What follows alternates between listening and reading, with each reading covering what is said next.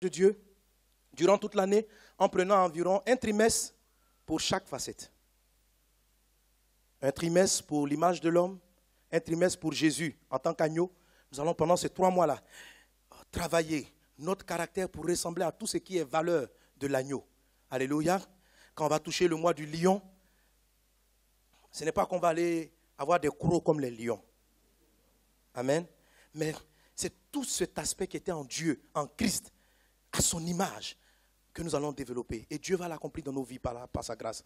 Et puis, nous allons finir l'année avec, donc dans les 3 derniers mois, toucher l'aspect de Jésus comme l'aigle. Et nous allons voir ces aspects-là se matérialiser dans notre vie. Mais il est important que vous saisissiez ce passage de 2 Corinthiens chapitre 3 verset 18 qui explique comment se fait la transformation d'un être humain ou de tout être, comment un être est transformé pour devenir une image. 2 Corinthiens chapitre 3 verset 18 dit ceci. Nous tous, on doit connaître ce passage par cœur maintenant, nous tous qui le visage découvert, contemplons comme dans un miroir la gloire du Seigneur, nous sommes transformés en la même image, de gloire en gloire, comme par le Seigneur. Alléluia. Donc il y a toujours la notion de l'image ici. La Bible dit que nous tous, c'est-à-dire tous ceux qui contemplent Jésus, le visage découvert, sont transformés, sont métamorphosés, sont régénérés en la même image. C'est-à-dire, si quelqu'un contemple Jésus, il finit par ressembler à Jésus. Et cette ressemblance se fait de gloire en gloire. C'est-à-dire, certes, elle évolue progressivement, mais elle va d'étape en étape de manière glorieuse. Alléluia. Alléluia. Quelqu'un me donne un bon amen. Nous sommes transformés en la même image de gloire en gloire. Il faut que vous notiez ça très bien. Ce que Jésus est en train de dire ici n'est pas seulement vrai lorsqu'on le contemple lui. C'est aussi vrai pour toute chose qu'un être humain contemple. Contempler, c'est admirer. Contempler une chose, c'est regarder une chose avec de l'admiration. Le texte dit, et je vais vous montrer les versets, que Dieu a créé l'homme, je ne sais pas, mais chaque fois qu'il prend le temps d'admirer une chose, il finit par ressembler à ce qu'il admire. Maintenant, ce n'est pas une simple contempler, c'est admirer mais un peu longtemps. C'est-à-dire, tu contemples, tu la regardes sur tous ses angles, tu contemples. On dit, voilà, on dit contemple cette voiture, tu regardes, waouh, elle est ceci, elle est cela. Contemplation. La Bible nous donne un mystère, la puissance de la contemplation. Tout ce qu'on regarde avec admiration finit par s'imprimer en nous. L'homme a perdu l'image de Dieu parce qu'il s'est mis à contempler autre chose que Dieu. Qu'est-ce qui s'est passé dans la chute d'Éden, dans le jardin d'Éden? La Bible dit, vous n'aurez pas le texte à l'écran, mais souvenez-vous, la Bible dit que Ève, Adam sont arrivés devant l'arbre. Ève surtout, la Bible dit, elle a regardé le fruit interdit, qui est le fruit de la connaissance du bien et du mal. Écoutez, quand on parle du fruit de la connaissance du bien et du mal, ce n'est pas un fruit comme une pomme. Depuis qu'un fruit comme une pomme donne une connaissance du bien et du mal.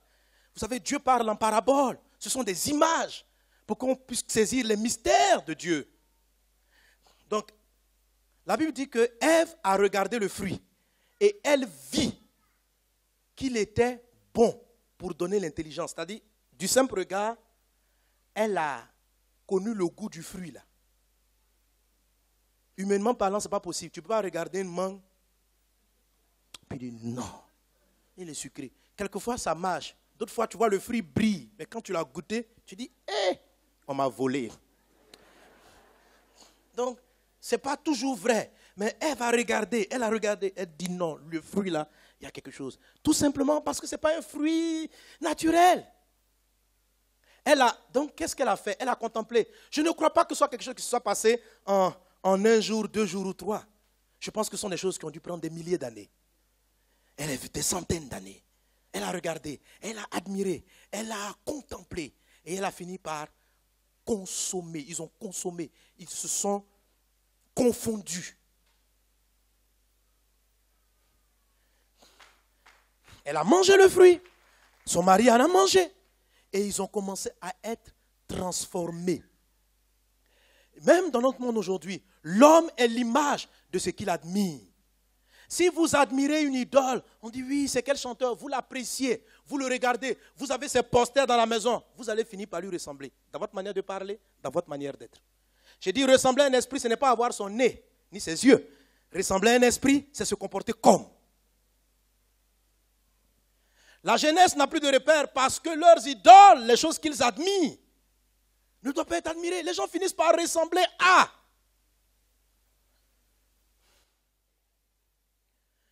Et qu'est-ce que les gens admirent?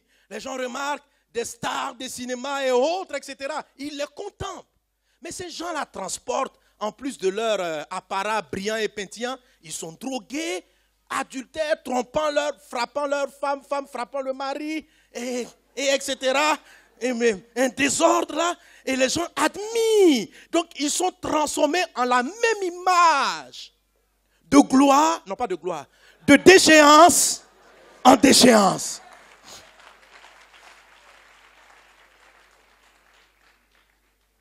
De déchéance en déchéance. Tu deviens ce que tu admires. Tu deviens comme ce que tu admires. Et ce dont je me suis rendu compte, c'est que cette transformation n'est pas une vue d'esprit. C'est une transformation intérieure. Ça change. La contemplation transforme les gènes d'une personne. Ça transforme, si vous voulez, ses chromosomes. Écoutez, la transformation dont tu parles, elle est d'abord esprit. Et l'esprit d'une personne est très rattaché à ce que les scientifiques appellent le gène. Cette petite entité dans la cellule. La cellule est petite, les gènes sont à l'intérieur. Et quand vous admirez, vos gènes même sont affectés. Or, quand tes gènes sont affectés, tu reproduis un caractère involontairement. Tu m'as dit, par exemple, ton nez, tu ne l'as pas choisi. Ça venu de tes parents parce que quand un gène change, ça entre dans le corps et les enfants transportent le même gène. Mais un gène peut être corrigé. Pas par des opérations. Peut-être que la science va y arriver. Mais un gène peut être transformé par la contemplation d'une chose. Quelqu'un est-il avec moi? Mais la Bible dit, 1 Pierre chapitre 1, verset 3. On peut l'avoir à l'écran. Il a dit, je bénis, il dit, béni soit Dieu le Père de notre Seigneur Jésus-Christ, qui selon sa grande miséricorde nous a régénérés. Régénérer, ce n'est pas régénérer, c'est transformer les gènes. Régénérer. Jésus nous régénère. Il nous a régénérés à la suite pour une espérance vivante par la résurrection. Et au verset 23, je crois, on peut l'avoir la suite, il dit, puisque vous avez été régénérés, non par une semence corruptible, mais par une semence incorruptible. Alléluia. Il y a une transformation des gènes, des choses que vous observez, que vous admirez, que vous appréciez. D'où est venue la corruption de l'homme, le changement de gènes dans l'humanité? L'homme s'est mis à admirer autre chose que Dieu. Des animaux, des trucs bizarres, des rivières. Et quand des hommes prennent pour animal sacré des chiens ou des lions dans la forêt, ils sont transformés en la même image lionesque, en guillemets. D'où, mais je ne plaisante pas, nos comportements brutaux, violents, viennent des choses que nous avons admirées. Dieu n'a pas créé l'homme violent. Mais quand vous regardez, dans l'homme, il y a des gènes de violence. Vous pensez que d'où ça vient? L'homme a été changé. Ce n'est pas ce que Dieu a créé. On a admiré dans la forêt, on dit, lui, c'est notre animal sacré. Les gens adorent le lion. Nous, on est lion, lion, lion, lion, lion. Nous, on est éléphant, éléphant. Je n'ai rien dit.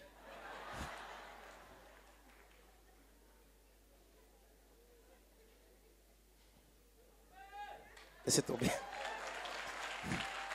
Il faut soutenir les éléphants. Voilà, les éléphants, ils vont bien. Mais l'idolâtrie est ramenée sous d'autres formes. Hein? Et vous pensez que c'est vain. C'est le diable qui est derrière. Le diable est contre l'espèce humaine. Il déteste l'homme. Il a voulu avilir les hommes pour qu'ils soient moins que ce que Dieu avait fait au début. Il dit, vous là, je vous rends animal. Et qu'est-ce que des hommes supérieurs vont jusqu'à adorer des bois, des bois. Dieu a créé l'espèce humaine supérieure à toute autre créature sur la terre. Et vous voyez des hommes, sous prétexte de se prosterner devant Dieu, on prend des bois, des bois. On dit, hey, parle pour moi, je viens devant toi pour que tu parles à Dieu. Frère, qu'est-ce que tu fais? L'homme est supérieur au bois. Si le bois avait une voix, c'est lui qui passerait par toi.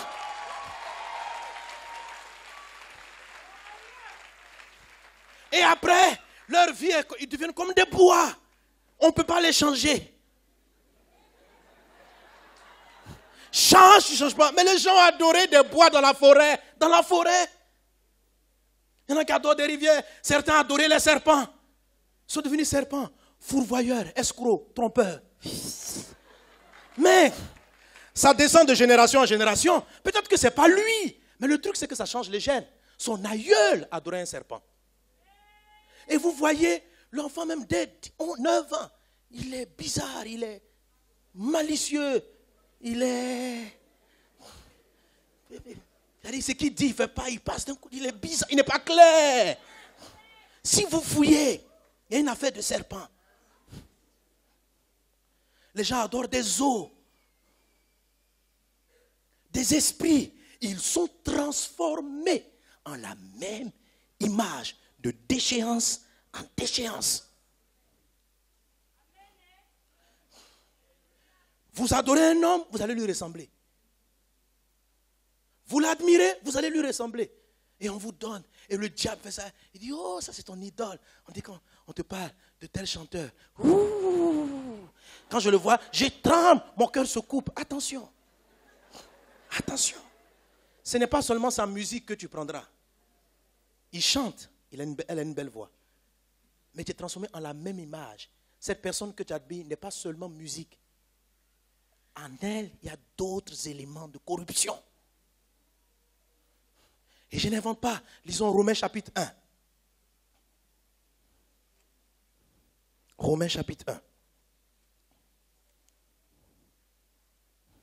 Est-ce qu'on peut l'avoir à l'écran? Le passage que je donne dans Romains. Voilà. Puisque, ayant connu Dieu, ils ne l'ont pas glorifié comme Dieu, ils ne lui ont pas rendu grâce. Suivez bien. On continue. Continue la lecture. Mais ils se sont égarés dans leurs pensées et leur cœur sans intelligence a été plongé dans les ténèbres. Se vantant d'être sages, ils sont devenus fous.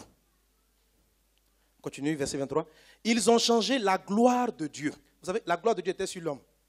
Il a dit, ils ont changé la gloire de Dieu incorruptible en image représentant l'homme corruptible, des oiseaux, des quadrupèdes et des reptiles.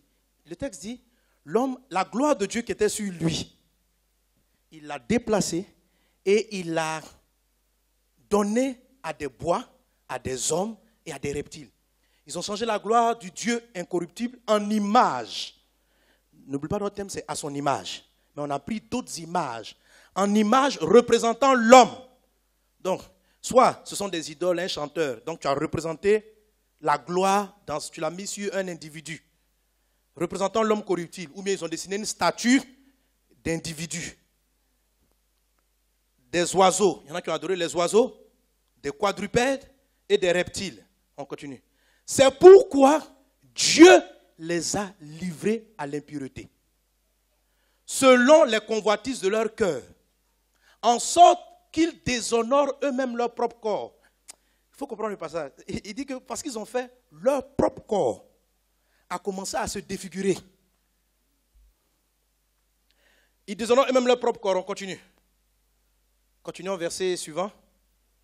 C'est pourquoi Dieu les a livrés à l'impureté selon la convoitise de leur cœur, en sorte qu'ils déshonorent eux-mêmes leur propre corps. La projection, voilà. Eux qui ont changé la vérité de Dieu en mensonge et qui ont adoré et servi la créature au lieu du Créateur, qui est béni éternellement. Amen. On continue. C'est pourquoi Dieu les a livrés à des passions infâmes, car leurs femmes ont changé l'usage naturel en celui qui est contre nature. On continue. Et de même, les hommes abandonnant l'usage naturel de la femme se sont enflammés dans leurs désirs les uns pour les autres. Là, c'est l'homosexualité. On continue.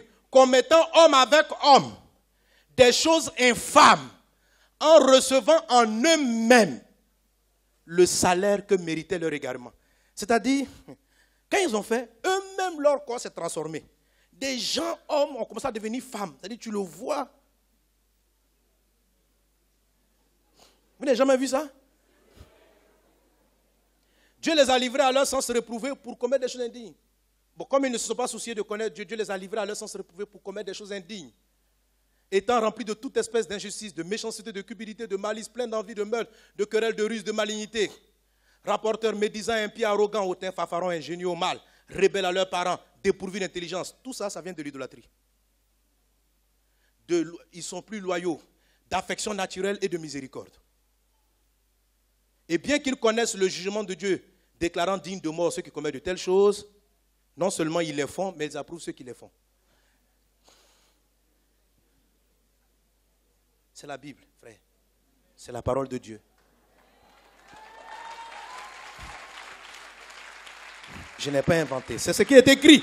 Que l'homme, lorsqu'il admire les chiens, les quadrupèdes, d'autres hommes, lorsqu'il admire tout ce que Dieu a créé, lui qui a été créé à l'image de Dieu, il va prendre des choses qui n'ont pas été faites à l'image de Dieu et il se met devant elle, il corrompt sa nature, il détruit son être, il commence à être transformé, il ressent dans son corps le salaire des choses qu'il s'est mis à faire. Ainsi, chez les animaux, il n'y a pas par exemple la fidélité. Un chien, il tire, lui, dès qu'une chienne est en chaleur, il va. Donc tous ceux dans la famille, les aïeuls qui ont adoré des chiens, ou des animaux du même genre ont des problèmes pour se contenir. Parce que leur corps est naturellement. Parce que leur gène a été changé. Le truc, ce n'est pas une affaire d'expliquer aux gars, il faut arrêter. On peut pas. C'est dedans. Il va te promettre 3 jours. Mais il ne peut pas. Je vous ai parlé d'une affaire de gène. Quand la Bible dit nous sommes transformés, ce n'est pas une vue d'esprit. Ton esprit change, tes gènes changent, ça rentre dans ton sang, ça change tes globules, ça change ton sang, ça arrive dans ton corps. Et ton corps commence à avoir des réactions. Tu commences à avoir des désirs qui sont contraires même à tes volontés. Tu promets. Je promets. Tu promets à Dieu, tu te promets à toi-même. Première fille qui passe. Au nom de Jésus, je n'irai pas.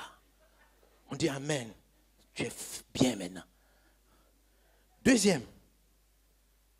Le au nom de Jésus baisse de volume. Au nom de Jésus. Troisième. Jésus, si tu pouvais m'aider. Quatrième visite. Jolie petite. Quand tu vois, tu as promis, tu as prié, plus jamais. Tu ne commettras l'impudicité et l'adultère. Et tu arrives devant. Une fois, 2 fois, 3 fois, tu dis Dieu, sauve-moi. Après Dieu, Dieu pardonne-moi. Une dernière fois. Je dis Seigneur, là, c'est la dernière. Jésus, je te dis, je goûte ce fruit-là une dernière fois.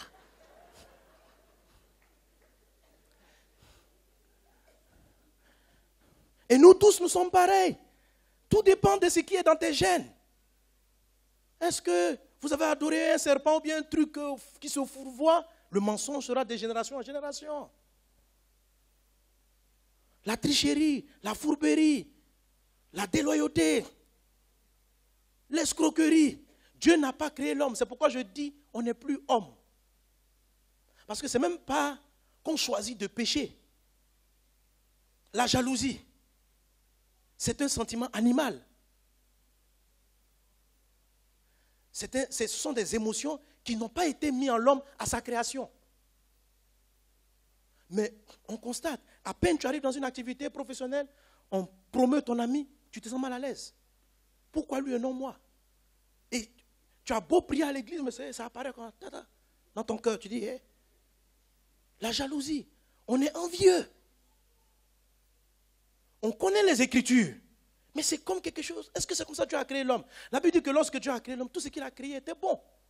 Mais d'où vient, sans faire exprès, l'enfant commence à grandir, tu vois la méchanceté. On ne lui a jamais fait de mal. Déjà même il est bébé, il est méchant, il ne veut même pas partir ses jouets avec quelqu'un. Il dit, mais petit, où tu as appris ça? C'est dans les gènes. Quelqu'un est-il avec moi? Et ça, c'est le chemin que Ève a pris.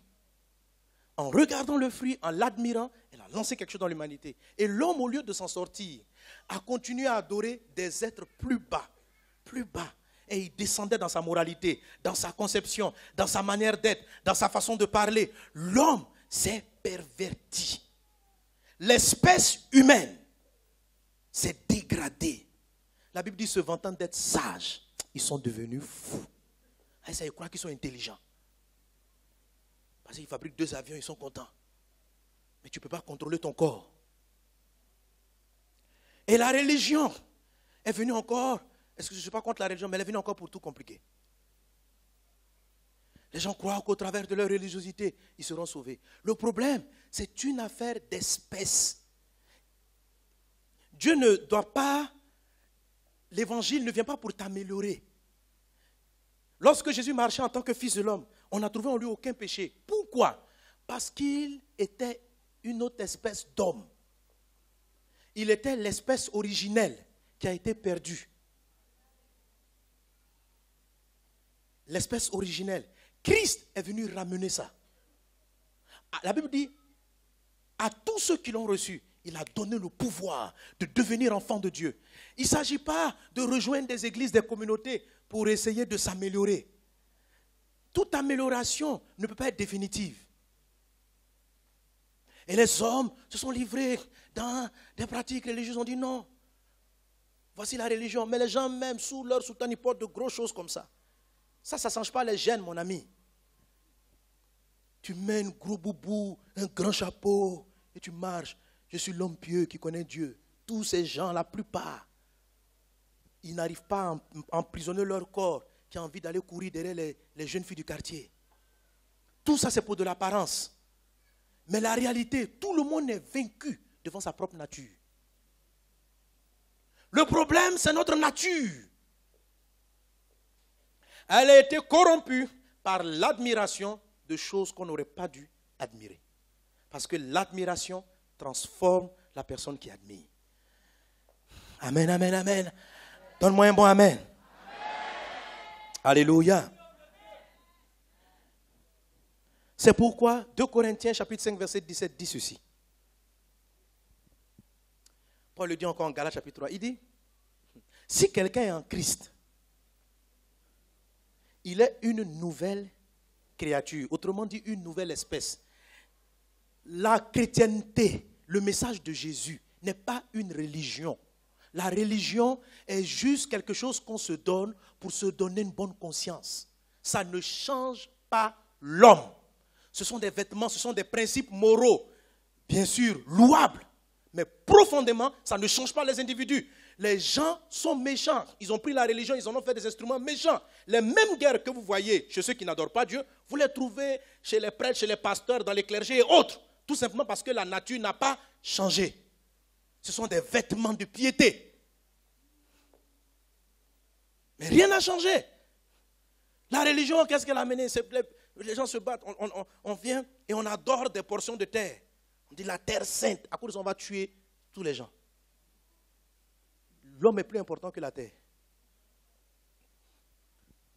Il prend un bois, il dit ça j'adore, ça ne me touche pas. Si tu as touché, sacrilège. Quel sacrilège? C'est un bois, un bois. Tu es parti prendre plastique, tu as fabriqué une statue. C'est plastique. Tu connais plastique? C'est plastique, c'est plastique.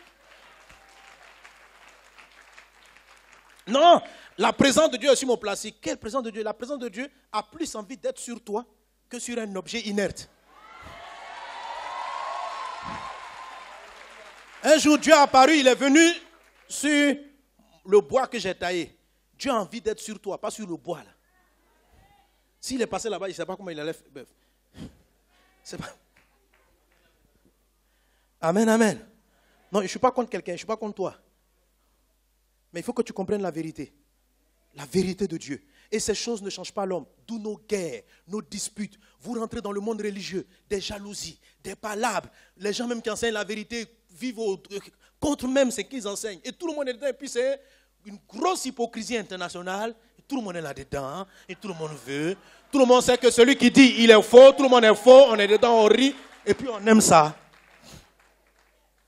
Tout le monde est faux. Les gens mentent. Et puis tout le monde se ment. Et puis on est content. On te voit, on t'appelle Saint-An. Toi aussi, tu dis oui, c'est moi aussi. Or, tu sais que tu es un menteur.